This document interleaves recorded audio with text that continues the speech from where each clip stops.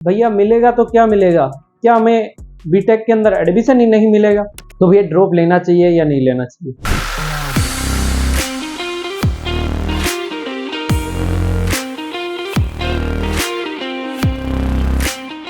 हरे Krishna everyone, JEE new के platform के ऊपर आप सभी का स्वागत है। देर रात 12 बजे के करीबन जेई मेंस का रिजल्ट आ गया था, जो कि मैंने आपको इन्फॉर्म कर दिया था। अभी तक सभी ने रिजल्ट अपना देख लिया होगा।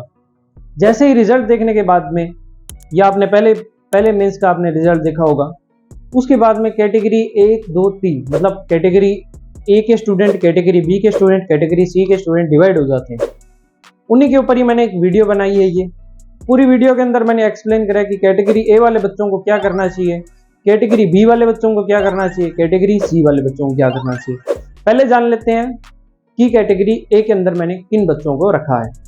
कैटेगरी ए के अंदर मैंने उन बच्चों को रखा है जिन्होंने जेई मेंस दे दिया है और जेई एडवांस के लिए या तो क्वालिफाई हो गए हैं या नहीं हुए हैं।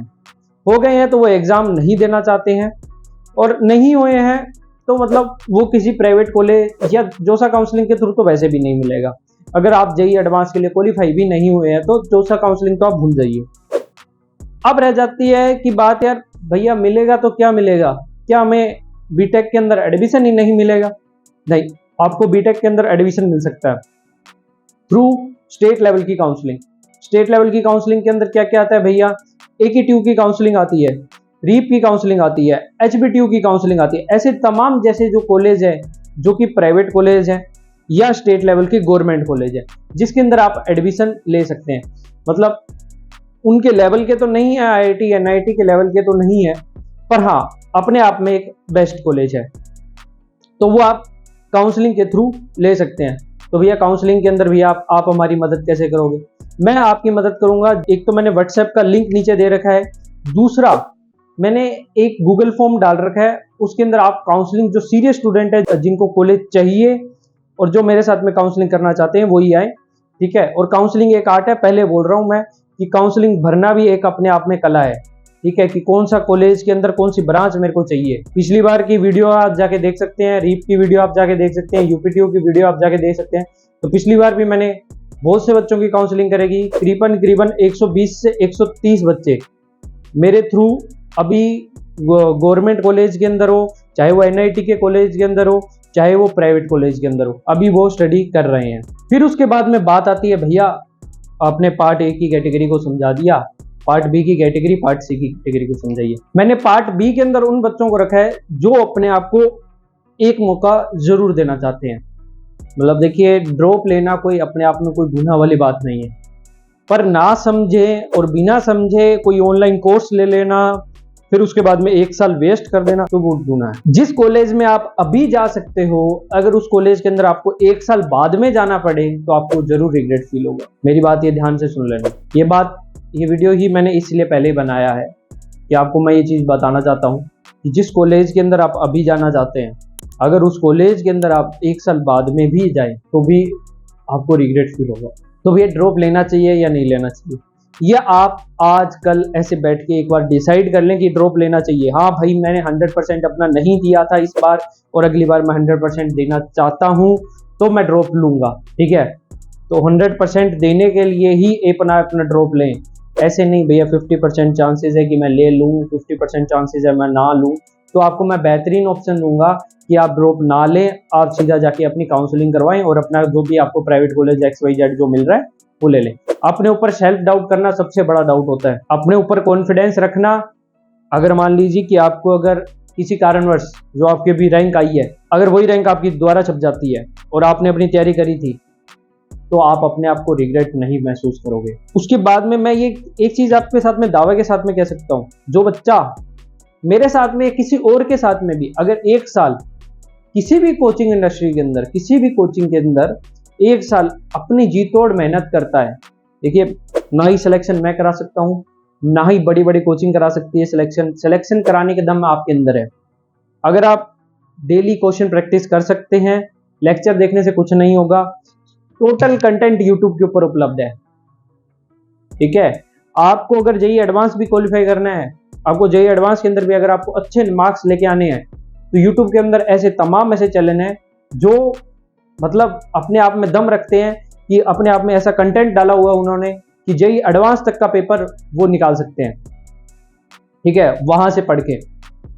तो मैं आपको एक बार बताना चाहता हूं, अगर आप एक साल अपना देना चाहते हैं तो 100% दें और उसके अंदर अपना 100% जी तोड़ मेहनत लगा दें, क्योंकि स्टार्टिंग का मोटिवेशन और लास्ट तक मोटिवेशन बनना दोनों अलग अलग बातें हैं। तो भैया आप इसके अंदर किस प्रकार से हेल्प करने वाले हैं? तो भैया हम करने वाले हैं 1 साल की पूरी मेंटरशिप लेके आए हैं आपके लिए। Daily day by day plan रहेगा, पूरी डे बाय डे की सीरीज रहेगी, डे बाय डे का प्लान रहेगा। आपके साथ में एक मेंटर कनेक्टेड रहेगा। मेंटर कौन है भैया? मेंटर आईआईटी एनआईटी के अंदर जो भी पढ़ रहा है, जिसने अभी हाल ही फिलहाल जो एग्जाम दिया है और जो जेई एडवांस क्वालिफाइड है। सबसे पहले तो अपने बात करेंगे जनवरी अटेम्प्ट की, क्योंकि जो बच्चे क्लास 12th के अंदर हैं या ड्रॉपर लेने वाले हैं तो सबका टारगेट रहेगा जेई मेंस के पहले अटेम्प्ट के अंदर। ड्रॉपर की खास बात बताता हूं मैं, लोग टारगेट करते हैं अप्रैल अटेम्प्ट को, और अपने टारगेट करेंगे जनवरी अटेम्प्ट को। जनवरी अटेम्प्ट को टारगेट करने के 2 मुख्य कारण हैं। पहला, 12th वालों के लिए क्या है कि यार ड्रॉप जैसे ही आप 12th के अंदर आते हो तो एक बोर्ड का 75% का अपने दिमाग के अंदर क्वेश्चन परसेंट आ जाता है कि यार 75% अपनों को लाना है, वो चीज़ भी मैंडेटरी है। तो 75% लाने के लिए आपको बोर्ड के अंदर भी मेहनत करनी पड़ेगी। तो इसके लिए अपने पहले ही जनवरी अटेम्प्ट के अंदर एक अच्छी परसेंटेज लेके साइड में हो जाएंगे और बोर्ड के लिए भी तैयारी करेंगे 2 मंथ। ड्रॉपर वालों के लिए बोलना चाहूंगा, जो जेई एडवांस को टारगेट कर रहे हैं, तो भाई साहब पहले ही नेक्स्ट अटेम्प्ट की तैयारी चालू करेंगे। तो जो ये टाइम अपनों को बीच में मिला है, उसके अंदर अपने और ज़्यादा जी तोड़ मेहनत करेंगे, जी तोड़ अपने काम करेंगे। या डायरेक्टली अगर आपके 96-97 परसेंटाइल आएंगे तो अपने जेई एडवांस के ऊपर फोकस हो जाएंगे, ठीक है। एक कारण क्या है कि मेंटरशिप क्यों है भैया? मेंटरशिप का कारण क्या है?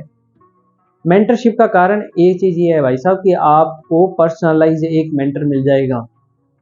आपने आज इतना काम करा, ये काम नहीं करना था, वो चीज तो बताएगा ना आपको। एक चीज ये चीज पता है कि यार ये चीज करना है, अरे ये चीज नहीं करना है, दिन रात वो रील स्क्रॉल करते रहोगे पूरे साल। पहले सुन लो मेरे से, कड़वा है पर सच है भाई ये, कि लोगों का पूरा साल अभी जिनका रिजल्ट आया है ना, तो पूछो बहुत से इनमें ड्रॉपर भी होंगे, ठीक है, जो 2-2 साल का ड्रॉप लेके बैठे होंगे, ठीक है। एक चीज ये भी देख लेना, अगर आप रिजल्ट बना रहे हो, अगर आप ड्रॉप ले रहे हो तो अपना 100% देना, नहीं तो मत देना। दूसरा भैया, हम आपसे कैसे जुड़ सकते हैं? नीचे दिया गया गूगल फॉर्म है, वो आप भर दीजिए, उसके थ्रू हमारी टीम अपने आप आपसे कांटेक्ट कर लेगी। ओनली सीरियस स्टूडेंट ही आए, पहले बोल रहा हूं मैं। फालतू के अंदर टाइम ना तो आपका वेस्ट हो ना हमारा वेस्ट हो, ठीक है, वो चीज़ का भी ध्यान रखें। अब लास्ट कैटेगरी आ जाती है जेई एडवांस के लिए पार्ट सी की कैटेगरी।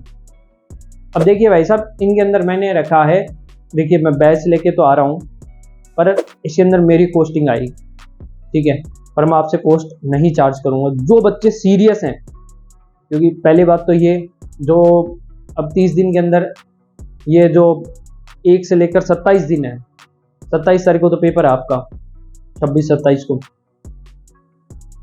25 दिन के अंदर आपको जेई एडवांस तक की प्रैक्टिस करनी पड़ेगी। मॉक टेस्ट बंसल एकेडमी के आपको मटेरियल कहीं से भी मिल जाएगा, ठीक है। बंसल एकेडमी का मटेरियल लगाना चालू करें, एलन का मटेरियल लगाना चालू करें। इन तमाम जो बड़ी बड़ी कोचिंग है, इनका एक स्टार बैच का मटेरियल होता है, वो आप लगाना चालू करें। जिससे क्या होगा कि आपकी प्रैक्टिस बिल्डअप, आपके कॉन्सेप्चुअल बिल्डअप होने चालू होंगे, ठीक है। तो एक चीज़ का ध्यान रखना कि सारे चैप्टर अब टारगेट नहीं कर रहे हैं। मेंस के अंदर अपने सारे चैप्टर को टारगेट करके चल रहे थे यार, कि अपना कोई भी क्वेश्चन अपना तो सिंपल सा आ जाए तो अपना रह जाए, नहीं भैया। अब आप अगर थर्मो के ऊपर टारगेट कर रहे हो और मैकेनिक्स के ऊपर टारगेट कर रहे हो फिजिक्स के अंदर, तो आप इन्हीं को ही मिला के टाइप करें, मॉडर्न की तरफ फिर ना घुसें। अगर मॉडर्न को टारगेट कर रहे हो तो पहले मॉडर्न कंप्लीट करें, मॉडर्न के जितने क्वेश्चन बन सकते हैं कंसेप्चुअल, किसी के साथ में भी रिलेशन करके उनके क्वेश्चन ट्राई करें। अगर मैथमेटिक्स के अंदर अपने अब अलजेब्रा को बढ़िया करना चाहते हैं तो भैया कैलकुलस को भी थोड़ा सा साइड में रखें, या अलजेब्रा को पूरा एकदम बढ़िया कर लें। क्योंकि अपनों को टारगेट करना है 40 से 50% तो पहले अपना स्कोर हो जाए, फिर उसके बाद में जाइए अपना। ये अगर अपना आधा सिलेबस भी पूरा है तो आधे के ऊपर अपनी कमांड कितनी है। जेईई एडवांस का अगर अपने पेपर लगाने बैठ रहे हैं तो अपने क्वेश्चन कितने अटेम्प्ट हो रहे हैं भैया, वहां पे मल्टीपल चॉइस ऑप्शन आएंगे, सिंगल करेक्ट ऑप्शन तो भाई साहब भूल जाओ, ठीक है। तो इसके लिए, और जो बच्चा सीरियस होकर एडवांस की तैयारी करना चाहता है वो ही गूगल फॉर्म भरे, पहले बोल रहा हूँ। जेईई एडवांस वालों को तो पहले बोल रहा हूँ मैं, जो 95 परसेंटाइल से ऊपर है या तो, ठीक है, या जिसने क्वालिफाई कर लिया है, मैंने लिखा जरूर है 95 परसेंटाइल, जिसने क्वालिफाई कर लिया है और जो सीरियस है लेके अपने एग्जाम को, वही आए। क्वेश्चन प्रैक्टिस करना है, मेंटर से बातचीत करना है तो आए, नहीं तो भैया, या आपको कॉलेज चाहिए तो कॉलेज काउंसलिंग के लिए रेडी है हम, आपको ड्रॉप चाहिए ड्रॉप के लिए रेडी है हम, आपको जेईई एडवांस की तैयारी करनी है जेईई एडवांस के लिए रेडी है। अब आपको डिसाइड करना है कि आपको क्या करना है। मैंने आपके लिए तीनों के तीनों रास्ते खोल दिए हैं, ये तीनों के तीनों रास्तों में से आप कुछ भी चूज कर सकते हैं, ठीक है। ये सब कुछ था मेरे लिए part A, part B, part C. और अगर आपको कोई भी डाउट है तो आप नीचे कमेंट सेक्शन के अंदर दे सकते हैं, ठीक है। डिस्प्ले हो रहे होंगे हमारे नंबर्स, आप वहाँ पे जाके कांटेक्ट कर सकते हैं काउंसलिंग के लिए, मेंटरशिप के लिए, ठीक है। और आपके अंदर जो भी डाउट्स वगैरह हैं तो आप वहाँ पे जाके व्हाट्सएप कर सकते हैं। Have a nice day, thank you for watching JEE news.